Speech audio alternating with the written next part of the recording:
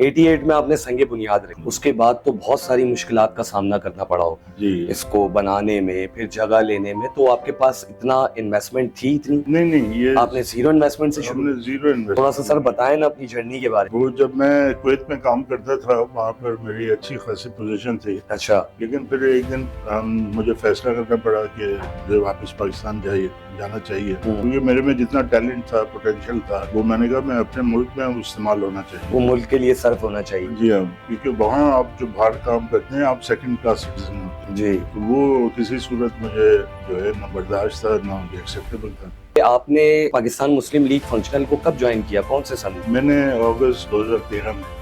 अच्छा, 2013 में। जी हाँ, मैं पहले 20 साल मैंने गुजारे नून में। अच्छा, नून लीग में भी? अच्छा, मुस्लिम लीग नून में भी थे आप? मैं उनका एडिशनल सेक्रेटरी इंफॉर्मेशन था। अच्छा, तो वहाँ से आपको कोई इलेक्शन वगैरह लड़ा किसी सीट से? जी, मैं एमपीएल एक हुआ था कराची से महमूदाबाद के इलाके से। अच्छा, आप 2013 में पाकिस्तान मुस्लिम लीग फंक्शनल में ज्वाइन हो गए, तो आपको जो ये जनरल सेक्रेटरी का ओहदा ऑफर हुआ, ये माल ज्यादा होने की वजह से हुआ या आपका जो सियासी बैकग्राउंड था उस वजह? सियासी बैकग्राउंड ऐसा था जी, तो शायद इनको मैं मौजूद लगा कि ये काम कर सकता हूँ। जी। 2013 में मैंने ज्वाइन की थी जी।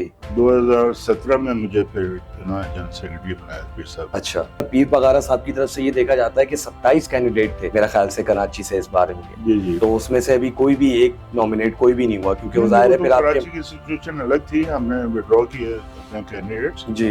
लेकिन जो आपकी पहली बात आप ये कर रहे हैं ना वो दुरुस्त नहीं है, क्योंकि पीर साहब को पैसे खर्च करने की जरूरत नहीं। अच्छा। आपने जामशोरों में अभी जो हमारा जी मैंने देखा अच्छा हुआ था, जी, देख लाखों लोग थे। जी। पीर साहब एक जरा आवाज लगाते हैं, सीटी बजाते हैं तो ये पूरा सन बंद हो जाएगा। बिल्कुल ऐसा ही, उनकी ऐसी फॉलोइंग है। जी। अस्सलाम वालेकुम ख़वातीन और हज़रात, मैं हूं ज़ैन पाशा और अपनी पॉडकास्ट के साथ हाज़िर खिदमत हूं। आज के जो मेरे मेहमान हैं बारबेक्यू टुनाइट के ऑनर जनाब सरदार अब्दुल रहीम साहब। अस्सलाम वालेकुम। अस्सलाम वालेकुम ज़ैन साहब, कैसे हैं सर? शुक्र है मालिक का, खैरियत से हैं? ठीक है बड़ी मेहरबानी। सर, माशाल्लाह आपका सेटअप मैंने देखा बारबेक्यू टुनाइट का बहुत बड़ा है माशाल्लाह। अल्लाह आपको और इज्जत दे। इतने सेटअप में पहुंचने के लिए कितनी देर लगती है? असल में ये सारा नियत का खेल है। अगर आपकी नियत ठीक है और आप अपने कस्टमर्स को क्वालिटी देते हैं तो फिर ज़ाहिर कस्टमर्स भी आपके बढ़ते चले जाते हैं। और अगर आपकी फिर भी नियत ठीक रहती है तो फिर वो कहते हैं अंग्रेजी में स्काई इज द लिमिट, क्योंकि दुनिया में आप देखें कितने शहर होंगे, लाखों शहर होंगे। जी जी बिल्कुल। तो लाखों आप रेस्टोरेंट, एक भी रेस्टोरेंट एक शहर में भी खोलेंगे तो लाखों की पोटेंशियल आपके पास होती है। बिल्कुल ऐसा ही। तो ये पॉसिबल नहीं है कि आप सबको मैनेज जो है वो उस तरीके से कर सकें। अभी कितनी ब्रांचेस हैं सर आप? अभी माशाल्लाह पाकिस्तान में 7 अपनी हैं और बाकी फ्रेंचाइज हैं 4-5। अच्छा। और बैरून पाकिस्तान जो है वो भी 7 मुल्कों में है। अच्छा माशाल्लाह, बैरून मुल्क में भी हैं। जी हाँ। अच्छा, ये आपने इसकी संगे बुनियाद कब रखी थी इस रेस्टोरेंट की? ये 10 नवंबर 1988 को हमने रेस्टोरेंट को इनॉग्रेट किया। अच्छा, 10 नवंबर को 88 में। 88 में। तो सर उस टाइम का तो दौर बहुत ही डिफरेंट था। बहुत डिफरेंट था। आपने, और मैंने ये भी सुन रखा है कि आपकी रिहाइश जो थी, पैदाइश जो है आपकी गार्डन की है। जी, हम सारे भाई सफी बिल्डिंग है जी जी जी, वहाँ पर गार्डन में उसमें पैदा हुए थे। अच्छा, हमारा अपार्टमेंट तो उसका रकबा कितना था आपके फ्लैट का? वो ठीक था मेरा ख्याल। 2 कमरों का था? नहीं, 3 उसमें कमरे थे मेरा ख्याल। 2000 स्क्वायर फुट होगा टोटल, क्यों पुराने मकान जरा बड़े होते थे तो पुराने 1933 का बना हुआ था। अच्छा, यानी पाकिस्तान आजाद होने से भी पहले बना हुआ था। जी, बड़ी खूबसूरत बिल्डिंग थी। जी जी, नाम सुन रखा है, क्योंकि मेरे वालिद साहब की भी रिहाइशी लसबेला की, पैदाइश लसबेला की है। अच्छा। तो वो बहुत अच्छे तरीके से जानते होंगे।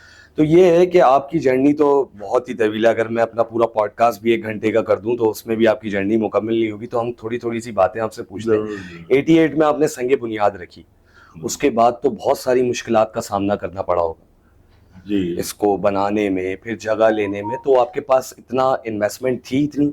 नहीं, ये आपने जीरो इन्वेस्टमेंट से शुरू? हमने जीरो तो इन्वेस्टमेंट। थोड़ा सा सर बताएं ना अपनी जर्नी के बारे में। वो जब मैं कुवैत में काम करता था वहाँ पर मेरी अच्छी खासी पोजीशन थी। अच्छा। लेकिन फिर एक दिन मुझे फैसला करना पड़ा कि मुझे वापस पाकिस्तान जाना चाहिए, क्योंकि मेरे में जितना टैलेंट था, पोटेंशियल था, वो मैंने कहा मैं अपने मुल्क में इस्तेमाल होना वो चाहिए। मुल्क के लिए सर्व होना चाहिए। जी हाँ, क्योंकि वहाँ आप जो बाहर काम करते हैं आप सेकंड क्लास सिटीजन होते हैं, जी तो वो किसी सूरत मुझे जो है ना बर्दाश्त था ना मुझे एक्सेप्टेबल था। जी। तो फिर मैंने डिसाइड किया कि बच्चे अब जा रहे हैं, स्कूल में जाएंगे, तो बेहतर ये है कि अभी से चले जाए, बजाय इसके कि उनकी एजुकेशन वेस्ट हो लेटर। तो फिर मैं आ गया यहाँ पर, उसको कोई प्लान नहीं था क्या करना है। मैंने सोचा बर्गर की शॉप खोल लेंगे। अच्छा। तो बस आया, तो फिर अल्लाह फिर साथ देता है।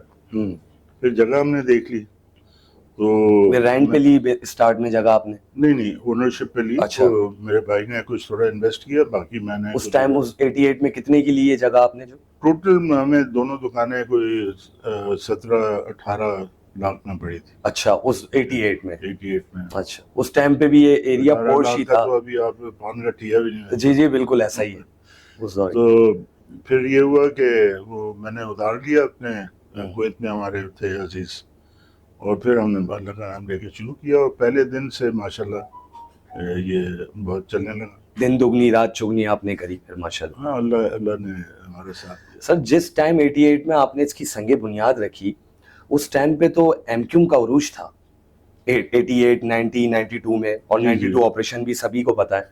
तो उस टाइम तो आपको कोई भत्ते की पर्चियां आती हूँ? बस हम सबको हम भुगत चुके हैं। अच्छा, थोड़ा सा बताएं ना कुछ, कोई एक ऐसी यादगार चीज हो आपकी कि जो मैं। अब ना वो एमक्यूएम रही है से सिलसिला रहा है, तो शुक्र है मालिक का कि हालात कुछ बेहतर हुए हैं कराची के। तो था जाहिर है कि दूसरों की तरह, लेकिन वो हमारा जरा बैकग्राउंड थोड़ा अलग था ना। अच्छा, हम बेसिकली आप सरदार हैं? सरदार हैं। हमारी फैमिली 142 साल पहले अफगानिस्तान से इधर कराची आई थी, कराची में। अच्छा, यहाँ तो हम पुराने कराची वाले। सही सही सही। तो यहीं पर पढ़े, यहीं पर दोस्तियां नहीं, आपका रंगो रौनक भी बता दिया कि आप हैं अफगानिस्तान से माशाल्लाह। तो कॉलेज यूनिवर्सिटी यहीं से किया। मैं प्रेसिडेंट था कराची यूनिवर्सिटी स्टूडेंट्स यूनियन का। अच्छा। अभी तो लोगों को पता भी नहीं होगा यूनियन क्या होता है। हाँ बिल्कुल ऐसा ही है। और मेरे भाई जनरल सेक्रेटरी थे एनईटी यूनिवर्सिटी के। अच्छा। और मेरी एक कजन प्रेसिडेंट थी सेंट जोसेफ्स कॉलेज की, जो प्रीमियर कॉलेज है अच्छा खवातीन की जी, लड़कियों के लिए। तो एक साल हम फैमिली मेंबर्स जो हैं कराची के जो एजुकेशनल इंस्टीट्यूशन में, उनको एक लीडरशिप रोल था हमारा। तो जाहिर है कि वो दोस्तियां थी, लोगों से जान पहचान थी। तो हमारा बैकग्राउंड थोड़ा मुख्तलिफ था, और अल्लाह के फजल से उस वक्त भी कोई उंगली हम पे नहीं उठा सकता था कैरेक्टर वाइज, ना अभी उठा सकता है। जी जी बिल्कुल। तो फिर एमक्यूएम वाले भी जब ये जोर जबरदस्ती होता था भत्तेबाजी और वगैरह डोनेशन के नाम पे, हाँ वो भत्ता ही कह लें आप उसको, डोनेशन तो हमने मना कर दिया। तो फिर वो उन्होंने बैकग्राउंड चेक किया और कहा कि नहीं ठीक है, आप लोग आप करें। तभी आपने आज माशाल्लाह इतनी तरक्की कर रखी है। वो अल्लाह के हाथ में ना। बिल्कुल बेशक। जितनी बड़ी ताकत किसी की भी हो, अगर अल्लाह की मर्जी नहीं होगी तो जी जी। अच्छा, आपका जो ताल्लुक है पाकिस्तान मुस्लिम लीग फंक्शनल से भी है, आप उसके सिंध के जनरल सेक्रेटरी हैं। तो सियासत में आने का शौक कैसे हुआ? मैं आपको बताया था ना कि मैं तो शुरू से स्कूल के यूनियन सीआर था, कॉलेज में भी सीआर था जी, यूनिवर्सिटी में मैं फैकल्टी रिप्रेजेंटेटिव था, फिर कराची यूनिवर्सिटी स्टूडेंट्स यूनियन का प्रेसिडेंट रहा जी। तो एक समझे के तसलसल था जी लीडरशिप का। और अगर मैं ये बात कहूँ, शायद आप ये समझ सकें नहीं समझ सकें, रेस्टोरेंट खोलना इत्तेफाक है। अच्छा, हमारे खून में ब्लड में जो है वो लीडरशिप। अच्छा, यानी ये इत्तेफाक के साथ बिल्कुल जो आए थे तो बादशाह थे हमारे बड़े। जी जी, वो जिस तरीके का नाम सरदार साथ लगता है तो बंदा फिर वो वही सोचता है, बंदे की थिंकिंग जाती है कि हो सकता है। अच्छा, ये बताएं कि आपने पाकिस्तान मुस्लिम लीग फंक्शनल को कब ज्वाइन किया, कौन से सन में? मैंने अगस्त 2013 में ज्वाइन किया था। अच्छा, 2013 में। मैं पहले 20 साल मैंने गुजारे नून में।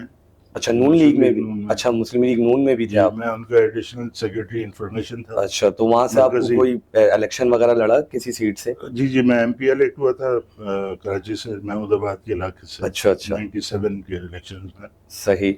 और फिर मैंने 2013 में नून छोड़ दी थी। और रीजन कोई छोड़ने का खास वजह? बस वो कुछ नजरियाती बात थी। वो लोग कहते थे कि मुशर्रफ साहब तो जो साथी हैं उनसे हाथ मिलाना भी जो है वो मुझसे अच्छा। गद्दारी है। हाँ, हालांकि एनओ देने वाले भी मुशर्रफ साहब ही थे, नहीं, नवाज शरीफ नून साहब। नून हाँ वो तो ठीक है अपनी जगह पर, लेकिन जो हम कारकुनों को हम्म। इस बात पे उकसाते थे और अच्छा। हमारे हमसे तवक्को करते थे कि मुशर्रफ के लोगों से हाथ भी ना मिलाएं, अच्छा। क्योंकि वो कहते थे ये गद्दारी है मुल्क से। जी। फिर बाद में खुद ही गले मिलने लगे सबसे, हम्म। सबको अपने ये तो पार्टी सर में आप लेने लगे। समझदार है, सारी चीजें सियासत का हिस्सा होती हैं। हाँ तो हमें ऐसी सियासत नहीं आती है ना कबूल, तो इसी वजह से मैं फिर छोड़। अक्सर लोग मुनाफकत की सियासत करते हैं, हाल आप देख मैं नहीं सकते हैं कहूँगा बहुत सारे। मुनाफिकत है, अपने मफाद की सियासत होती है, जी। तो वो मफाद उनका होगा, हमारा तो नहीं था। अच्छा अच्छा, आप 2013 में पाकिस्तान मुस्लिम लीग फंक्शन में ज्वाइन जी हाँ। हो गए, तो आपको जो ये जनरल सेक्रेटरी का ओहदा ऑफर हुआ, ये माल ज्यादा होने की वजह से हुआ या आपका जो सियासी नहीं, बैकग्राउंड था मेरा उस वजह सियासी बैकग्राउंड ऐसा था, से? जी। और शायद इनको मैं मौजूद लगा कि ये काम कर सकता हूँ मैं। जी। तो 2017 में, 2013 में मैंने ज्वाइन की थी, जी। 2017 में मुझे फिर इन्होंने जनरल सेक्रेटरी बनाया पीर साहब। अच्छा। अच्छा, दूसरा ये है कि पीर साहब के बारे में ये मशहूर है कि वो इलेक्शन कैंपेन के ऊपर और जुलूस के ऊपर, जलसों के ऊपर कोई पैसे खर्च नहीं करते, और हालिया भी देखा जाता है कि आप सारी जमातें अपने कॉन्फ्रेंस करती हैं, अपनी साइड लोकेशंस लगाती हैं, कुछ ना कुछ करती हैं, वो पैसे खर्च करती हैं। मगर पीर पगारा साहब की तरफ से ये देखा जाता है कि 27 कैंडिडेट थे मेरा ख्याल से कराची से इस बार इनके, जी जी। तो उसमें से अभी कोई भी एक नॉमिनेट कोई भी नहीं हुआ, क्योंकि वो नहीं नहीं, जाहिर वो है तो फिर आपके। कराची की सिचुएशन अलग थी, हमने विड्रॉ किए अपने कैंडिडेट्स। जी। लेकिन जो आपकी पहली बात आप ये कर रहे हैं ना, वो दुरुस्त नहीं है, क्योंकि पीर साहब को वो पैसे खर्च करने की जरूरत नहीं है। अच्छा। आपने जामशोरों में अभी जो हमारा जी, मैंने दरबार देखा। जलसा हुआ था, जी, देखा। लाखों लोग थे। जी। पीर साहब एक जरा आवाज लगा दें, सीटी जी, बजा दें, तो ये पूरा सिंध बंद हो जाएगा। बिल्कुल ऐसा ही। उनकी ऐसी फॉलोइंग है। जी। तो पैसे तो वो लोग खर्च करते हैं, बिरयानी के प्लेटों पे लोगों को बुलाते हैं, बुलाते हैं। ट्रांसपोर्टेशन देते हैं। जी। जी। यहाँ पर उसकी जरूरत नहीं है। जरूरत नहीं। लोगों का जो है वो इतना अकीदा और मान है जी। पीर साहब पर, उनके मुरीदैन का, कि वो इतनी तादाद में जो है ना सिर्फ एक कॉल पे आ जाते हैं। जी, बहुत सारे चाहने जी वाले लोग हैं। अच्छा, ये एक पीर साहब की कोई होल फोर्स है? जी हाँ, हुर्र फोर्स है। इसका बैकग्राउंड लोगों को देखो नहीं पता है हाँ, कि जरा यहाँ बताएं के इस जो बार। पाकिस्तान के अरबाब इक़्तिदार है, जी। उन्होंने तारीख को मस्क किया। जो पीर साहब मौजूदा हैं, इनके दादा थे जी। सिबकतुल्लाह शाह राशदी पीर पगाड़ा थे वो उस जी। वक्त के। वो उनको सूर्या बादशाह का टाइटल दिया था। अच्छा। सूर्या बादशाह सिंधी में कहते हैं कि द ब्रेव किंग, ये ठीक है, बहादुर आदमी बहादुर कहते आदमी। हैं। उन्होंने अपनी अंग्रेजों के खिलाफ एक स्ट्रगल की थी। हम्म। जब वो 12 साल के थे तो उनके पग, हम्म। उनके वालिद का इंतकाल हो जी। गया जी। था, और फिर वो पीर पगाड़ा हुए थे। तो 12 साल की उम्र में वो पीर पगाड़ा हुए थे, और 1934 में उनको फांसी दे दी गई थी। अच्छा। स्ट्रगल उन्होंने की बाकायदा अंग्रेजों के खिलाफ, और बहुत यंग आदमी, 12 साल का क्या जी। होता जी, है। बिल्कुल। तो अंग्रेजों को का तसल्लुत उन्होंने उससे इनकार किया कि मानने से, और उन्होंने सर नहीं झुकाया, फांसी हो गई, लेकिन कॉम्प्रोमाइज नहीं किया। तो वो एक बड़े समझें कि नेशनल हीरो है। जी। जी। लेकिन हमने जो हमारे ये जो अंग्रेजों के बूट पॉलिश करने वाले और घोड़े निलाने वाले जो हमारे बरसर इक़्तिदार आते रहे हैं, जी। इन्होंने तारीख को मस्क किया और उनका नाम ही तारीख से हटा दिया। टीपू सुल्तान हमें याद है, लेकिन सूर्या बादशाह को हम नहीं लाते, नहीं लाते। क्योंकि वो ये अंग्रेजों के पिट्ठू थे ना, जो जी। जी। जी, बिल्कुल ऐसे ही। सर और नवाबजादा जी। और जी। ये जी। वो टाइटल्स लेकर इन्होंने मतलब अपने आप को मोतबर बनाया, जबकि ये सिर्फ अंग्रेजों की समझें कि टुकड़ों की वजह से पलने वाले, बिल्कुल पलने ऐसे। वाले थे। तो ये एक बड़ी समझेंगे, अंग्रेजी में कहते हैं एनैमली है, एक कमी है हमारी तारीख में, जो असल तारीख है उसमें, कि सूर्या बादशाह को वो रिकग्निशन मिलनी चाहिए जो उनका मकाम था। उनको न सिर्फ नेशनल हीरो डिक्लेयर करना चाहिए, और उनकी पूरी सवाने हयात जो है वो हमारे कोर्सों का एजुकेशन इंस्टीट्यूशन में पढ़ाना चाहिए हमारे बच्चों को, ताकि एक चैप्टर होना चाहिए। वो इंस्पिरेशन मिले बच्चों को कि कैसे साबित कदम रहते हैं और बहादुरी के साथ फेस करें प्रॉब्लम्स को। तो क्या मकाम हासिल कर सकते हैं। रमज़ान में आपका जो बारबेक्यू टुनाइट है वो इस नाम से बड़ा मशहूर होता है, लोगों की ज़बान ज़द-ए-आम होती है कि भाई वहाँ सहरी भी फ्री मिलती है और अफ्तारी भी फ्री मिलती है। तो ये क्या माजरा आखिर, ज़रा बताएं कि इस बार भी है कोई? फ्री तो खैर ज़ाहिर अफोर्ड नहीं कर सकते, जी। लेकिन ये कि मुकाबलतन शायद कम कीमत होती है, अच्छा। लेकिन असॉर्टमेंट बहुत होती है। मतलब जितना यहाँ पर होता है हमारा बुफे में, जी। मेरा नहीं ख्याल किसी और रेस्टोरेंट में होता। अच्छा, क्या क्या क्या चीजें होती हैं, जरा बताएं। हर चीज होती है, अच्छा। न्यारी, पाए, अच्छा, हलवा, तो जो पर हेड चिकन, का जो रेट होता है वो आप फिश। कम कर देते हैं? हाँ, मतलब जो भी मुनासिब होता है, कॉस्ट प्लस। सर ये पहले आपने बताया 2 दुकानें थी, 2 दुकानों से ये एक पूरी, एक तकरीबन ये कितने गज की जगह होगी तकरीबन? ये 1000 गज की जगह है पूरी। अच्छा, 1000 गज। तो ये पूरी चारों तरफ फैला हुआ है ये तकरीबन? ग्राउंड प्लस 2 है। ग्राउंड प्लस 2 है। तो इसमें आपकी जो सबसे खास चीज है वो क्या है खाने में? लोगों को रिब्स वगैरह हमारे पसंद है। मेरा अच्छा। ख्याल अल्लाह के फजल से हर चीज हमारी जो है, कोई ऐसी चीज नहीं है कि लोग कहेंगे यार ये ठीक नहीं है। मिडिल क्लास बंदा आपके होटल में खाना खा सकता है? हमारा एक्चुअली जो सक्सेस की वजह है ना, जी वो यही है कि जो एलीटिस्ट क्लास होता है, जो बाहर जाता जी है जी और जी। बड़े बड़े रेस्टोरेंट्स में खाना खाता है और बड़े उसको चीज़ों के बारे में इल्म होता है, वो यहाँ पर आता है तो उसको एक सेटिस्फेक्शन होती है कि वो रोड साइड रेस्टोरेंट पे गया। अच्छा। जैसे हम बंस रोड वगैरह हाँ, जाया ब्रंच रोड करते पे थे पहले यही होता था, एक ब्रंच हाँ, रोड तो ले वो दे के। जो साहब लोग हैं वो ऐसे आते हैं कि जैसे ये रोड साइड रेस्टोरेंट है। जी। और जो मोटरसाइकिल वाला है वो आता है, वो कहता है कि बड़े लग्जरियस रेस्टोरेंट में गए। तो दोनों को सेटिस्फेक्शन होती है। और मार्केटिंग का सारा हासिल यही है कि जी। आप अपने कस्टमर को सेटिस्फाई करें।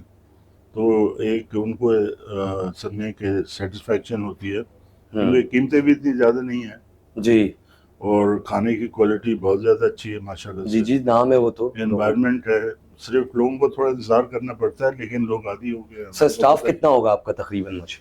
है माशाल्लाह काफ़ी स्टाफ है हमारा, कुछ 700 से ऊपर होगा। अच्छा, तो इनके लिए भी कोई बस वगैरह की सर्विस दी जी हुई? जी माशाल्लाह, हमारे हम अपने जो स्टाफ है उसको अपना फैमिली समझते हैं। उनको जो भी अगर इलाज मान लीजिए की ज़रूरत होती है, किसी को आगा खान भी जाना होता है तो आगा खान जाता है वो। अच्छा। हाँ, ज़रूरत पे नीड बेसिस पर। सर बहुत सारी देखा गया है ये कि आप ये रेस्टोरेंट का जिस तरीके से काम कर रहे हैं, बाकी जैसे कबाबचीज़ है और भी दीगर रेस्टोरेंट हैं, तो ये एक दूसरे के शेफ बड़े मायने रखते हैं। शेफ जैसे मिसाल है, कोलाची जैसी कबाबचीज़ ओपन हुआ तो उन्होंने सारे शेफ जो हैं वो कोलाची वाले हायर किए क्योंकि उनका खाना बहुत मशहूर था। तो क्या आपने भी कोई ऐसी स्ट्रेटेजी बनाई है कि? नेचुरली चीज़ें हो जाती हैं हमारे यहाँ। अल्लाह की वजह से वॉल्यूम इतना ज़्यादा होता है कि कोई एक आदमी कोई एक डिश बना नहीं सकता। जी तो अगर हमारा आदमी लेगा तो वो कंप्लीट शेफ नहीं होगा जी। वो सिर्फ टमाटर काटने वाला होगा। अच्छा। या वो कढ़ाई में जो है तफगीर चलाने वाला होगा। क्योंकि हमारे एक फर्ज करें कि सिर्फ अगर मटन कढ़ाई है तो उसके सारे प्रोसेस के लिए टीमें हैं। अच्छा, जो कटिंग के इंस्पेक्शन लिए वगैरह भी होता है बाकायदा? जी? पूरा एक बंदा होता है इंस्पेक्शन वगैरह हाँ, करता है, वो टेस्ट? एक शेफ होता अच्छा है ना ऊपर, जो जी ज्यादा एक्सपीरियंस होता जी है। जी जी। तो ये वो कटिंग वाले होते हैं, फिर जनाब वो उसको मसाला लगाने वाले होते हैं, फिर एक दूसरी टीम होती है जो उसको पकाने में मदद करते हैं, ठीक है? फिर एक टीम है जो गार्निश करती है। तो फिर ये इस तरह से नहीं है कि एक आदमी अगर है जी तो उसको पूरी कढ़ाई बनानी आती हो। अच्छा जो क्वालिटी जी, समझ आपका गया आउटपुट है जी वो एक आदमी की कार्रवाई नहीं है, जी। मुख्तलिफ टीमें उसमें काम कर रही होती। तो इसलिए वो अगर जो ले भी जाते हैं बारबेक्यू के नाम पे, बहुत लोग फायदा भी उठाते हैं कि जी मैंने बारबेक्यू पे काम दिया। जो ले जाता है वो फिर बाद में पछताता है कि यार ये मुझे जो मैंने सोचा था वो नहीं है। जी बिल्कुल ऐसा। अच्छा, लोग सर ये कहते हैं कि खाने का काम कर लो, आधो हाथ की बचत है। आधे हाथ से मुराद ये कि आप सिर्फ आधी 50 रुपीज की इन्वेस्टमेंट करोगे तो 100 रुपीज वापस आएंगे। तो ऐसा क्या है कि बचत का तनासुब इतना ही है? नहीं, वो उन बेचारों को पता नहीं है जो अच्छा इस तरह से बात करते हैं। ये सबसे मुश्किल काम है, जी सबसे मुश्किल, ट्रांसपोर्टेशन से भी मुश्किल जी काम। जी। उसकी वजह हालांकि ये ट्रांसपोर्ट का काम सबसे ज्यादा मुश्किल है, मगर मुश्किल आप है, कह रहे हैं ये सबसे ये ज्यादा। उससे भी मुश्किल है। अच्छा उसकी वजह ये जी कि आपकी प्लेट पे एक प्याज का टुकड़ा, टमाटर का टुकड़ा, एक सालन, कुछ भी, चावल, मुर्गी, गोश्त, ठीक है, हर चीज में पोटेंशियल है फूड पॉइजनिंग की। बिल्कुल। अगर आप तवज्जो नहीं देंगे तो कभी ना कभी इस तरह से कोई इंसिडेंट हो जाएगा जो कि आपकी बदनामी का बायस होगा, ठीक है। तो वो उसको अवॉइड करने के लिए जरूरी है कि आपकी मैनेजमेंट इतनी है, वो सिस्टम जी, कि वो मतलब मेक श्योर करे कि हाइजीन लेवल जो है वो इतना अच्छा है कि वो पॉसिबिलिटी नहीं है फूड पॉइजनिंग की। शुरू में देखें सर, कोई भी बिजनेस होता है ना, शुरू फिर में दूसरा स्ट्रगलिंग करनी पैसे की बात होती है जी। अब आप जितना खरीद रहे हैं अगर उसमें चोरी हो रहा है, पिलफरेज जिसको कहते हैं, जी तो जी, आपका प्रॉफिट क्या होगा? बिल्कुल।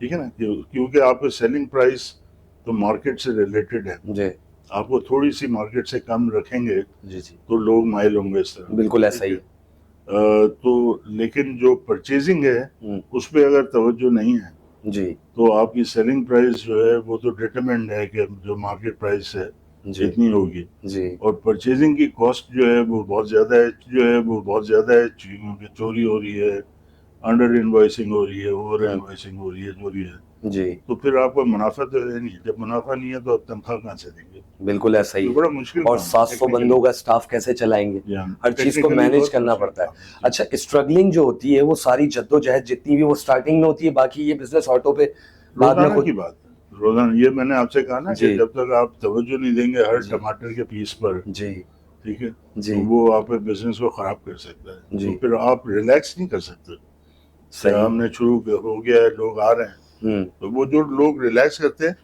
फिर उनका नाम जो है वो मिटता चले जाता है, इसी वजह से फिर नए नाम जो है वो रेस्टोरेंट रहते हैं। रहता ही नहीं है। अच्छा, पगारा साहब खाते हैं खाना आपके रेस्टोरेंट से? क्या फेवरेट अच्छा नहीं, पसंद? नहीं, नहीं खाते हो? जी, जी। अच्छा सर, कोई औरंगी टाउन वगैरह में भी कोई अपनी बारबेक्यू टुनाइट की एक ब्रांच खोलें और थोड़े जी, से रेट कम करके वहां पर लॉन्च करें, मैं तो मशवरा दूंगा, क्योंकि वहां से भी लोग बहुत सारे आते हैं। ये हम सोच रहे हैं कि एक दूसरा ब्रांड शुरू करें, किसी और नाम से। हाँ, किसी और नाम से, जो कि क्वालिटी अच्छी हो लेकिन प्राइसेस कम। प्राइसेस कम हो, तो प्राइसेस कम करने के लिए क्या करना पड़ता है सर, कुछ थोड़ा सा बताएं इस हवाले से। प्राइसेस देखें, कोई जादू तो है नहीं। जी प्राइसेस कम करेंगे जी या जी, तो क्वालिटी का कॉम्प्रोमाइज होगा, या पानी ज़्यादा डाल दें उसमें, शोरबा बना दें उसका, ठीक है, या फिर आप इंग्रेडिएंट्स ऐसे लें जो कि सस्ते मिलते हो। अच्छा सर, एक चीज मेरी वैसी, एक मैं अपनी राय दे रहा हूँ, आप भी इस राय से इत्तेफाक करेंगे कि मैंने अक्सर देखा है कि ये जितने भी बड़े बड़े रेस्टोरेंट्स हैं ना, उसमें अगर मिडिल क्लास के पास पैसे भी है ना, तो वो एनवायरनमेंट देखकर जाने में कतराता है कि यार मुझे इससे क्या बात करनी पड़ेगी, मुझे इस फला से क्या बात करनी पड़ेगी, मैं अंदर तक कैसे पहुंचूंगा। तो हम इतना ऐसा हाइप बनाकर रखते हैं रेस्टोरेंट। अगर हम इन चीज़ों को अगर माइनस कर दें, नॉर्मल रखें, नॉर्मल से मुराद ये कि रेट वगैरह सारी चीज़ें वही हों, मगर हर बंदा इजीली अंदर आ जाए, वो अपना ऑर्डर करे और इजीली चला जाए। बहुत अच्छा पॉइंट है ये जी आपका। हाँ, जरा इस पे माशाल्लाह, बारबेक्यू नाइट जब खोला था हमने, जी इसी नुक्ते नज़र से हमने अपना एनवायरनमेंट बनाने की कोशिश की थी। जी, जो कोल्ड ड्रिंक की बोतलें हैं, क्रेट्स हैं, वो बाहर पड़ी रहती थी। चूल्हे वगैरह हमारे जो बारबेक्यू अच्छा के ग्रिल पिट्स हैं, जी, वो सब बाहर होते थे, अच्छा ठीक है। तो वो इसी तरह से बोट बेसिन और इसमें कोई फर्क नहीं था, जी, सिवाय इसके कि यहाँ पार्किंग ज़्यादा थी और बिल्डिंग साफ सुथरी थी, अच्छा और जो दुकानें हमारी थी जी, उसमें। तो ये बड़ा इम्पोर्टेंट पॉइंट है उसमें। लेकिन अल्लाह का फजल से over a period of time, जी जैसे जैसे वक्त गुजरता गया, जी, अब हमारे कस्टमर इसको ओन करते हैं। एक कस्टमर आता है, या अगर लाइन लगी भी होती है तो नीचे जो हमारा जो वेटर है जो रिसीव करता है जी लोगों जी, को, वो उनको कहता है, वो कहते हैं कि भाई 12 लोग हैं, हमें सीट चाहिए। अच्छा तो वो कहता है कि सर आप जरा 10 मिनट ठहर जाइए, हो जाएगा। तो वो कस्टमर को 10 मिनट जो है वो ठहरना नहीं होता, वो क्या करता है, लिफ्ट पकड़ता है, सीधा 3rd फ्लोर पे चले जाता है, रूफ अच्छा टॉप पे। अच्छा, वहाँ देखता है वहाँ पे भी जगह नहीं है, फिर 2nd फ्लोर पे आ जाता है, देखता है वहाँ पे भी जगह नहीं है, फिर 1st फ्लोर पे आ जाता है, वहाँ पे भी जगह नहीं है, फिर ग्राउंड फ्लोर पे आ जाता है। फिर वो उसी वेटर को बोलता है भाई वही, उसने बोला जी सर वही, वो उसको बिठा देता है। तो ये ओनरशिप है लोगों की, वो अपना समझते हैं। जी जी। तो ये अल्हम्दुलिल्लाह अल्लाह के शुक्रगुजार हैं। अभी मैं एक वीडियो देख रहा था 2-4 दिन पहले, एक स्कैंडल हुआ अपना एक रेस्टोरेंट के अंदर, नाम नहीं लूंगा मैं, वहाँ कपल थे, अच्छा, वो गर्लफ्रेंड बॉयफ्रेंड थे, अब जाहिर है अब हमारा तो माहौल इस तरफ हो ही चुका है, ये तो कॉमन हो चुकी है सारी जी। चीज। तो वो पकड़े भी गए वहां पर, उनकी जी। वालिदैन भी आ गए। तो ऐसा कोई कोई वाकया यहाँ तो नहीं हुआ कि यहाँ कोई इस तरीके नहीं, का? अल्लाह के फजल से ऐसा नहीं हुआ। हाँ, कोई ऐसा और कोई हुआ हो? यहाँ इतना ओपन रेस्टोरेंट यहाँ हो ही नहीं सकता। हाँ बिल्कुल ऐसा ही, नहीं मतलब वो भी कोई ओपन ही था। कोने कांचे नहीं है। हाँ। बड़े दिलेर होंगे अगर किया। कोने कांचे नहीं।